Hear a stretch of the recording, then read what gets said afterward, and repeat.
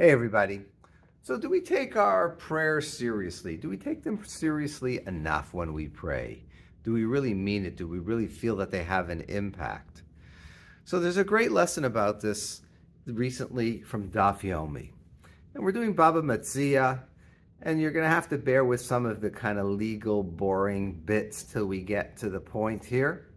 But what we're talking about is an arrangement between a landowner and a tenant farmer. A guy owns land and he hires someone to work the land. And there's an arrangement. There's two different types of arrangements. He can get a percentage. In this case, it's a fixed fee. It's like a rental. He rents the guy's field. He pays him a monthly amount. And whatever crops grow, he gets that. So the Gemara raises the issue of what if some sort of natural calamity happens, a flood. What it talks about is wind blast, I guess some very, very hot wind, but something that naturally ruins the crops and doesn't allow the guy to grow as much or necessary that he needs to. And so the issue, which is very logical, that it raises is, well, if that happens, then he should get a deduction on his rent because he can't really do much with the land. Okay, that's very reasonable. But a little bit of a wrinkle that's introduced in the Gemara is, let's say the agreement between the owner of the land and this tenant farmer of his, let's say they agreed that they were going to plant wheat. And instead of planting wheat, this tenant farmer turns around and he plants barley unbeknownst to the owner of the field. And then natural disaster happens, flood, wind blast, whatever it was. And so the Gemara talks about the different perspectives. And it says that, the tenant farmer can say to the landowner, look, if I had planted it with wheat, it would have also been wind blasted. It would have got ruined. It makes no difference. This natural calamity happened. Whether it was wheat or barley, it still wouldn't have survived. So he should get a deduction in the rent. That makes a lot of sense. But then the Gemara says, no, but on the other hand, the landowner can say to the tenant, well, if you would have planted wheat, which is what we agreed on, right? If you would have planted wheat, and then it gives a pasuk, a verse from the book of Job, V'tigzar mar v'yakem lach, you will make a plan and it shall succeed for you. Meaning, what he's getting at is, if you would have planted what we agreed upon, that's what I was praying for. I was praying for wheat. I wasn't praying for barley. And therefore, my prayers were ineffective. And it could very well have been that had you done the right thing and done what we agreed upon, my prayers would have been effective and we could have perhaps averted this natural disaster. That's the argument. That's the thing. On the one hand, this farmer's saying, look at, this bad stuff would have happened either way.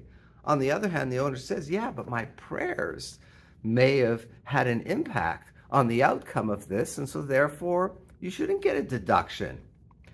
And it's very interesting because then what does the Gemara decide? It uses the word mistabra. It's reasonable. It's logical. Now you think, where's this going? What's more reasonable and logical? Natural calamity happened. Okay, it would have happened either way. Don't let the guy deduct from the payment.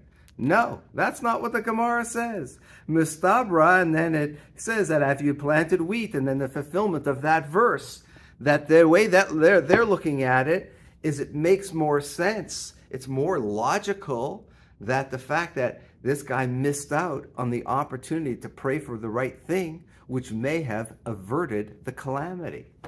And when I read this Gemara, I went, man, these people, they take their tefillah, they take their prayer seriously, because that's how the Gemara, tefillah prayer isn't just like some nice thing that you do and hope for the best.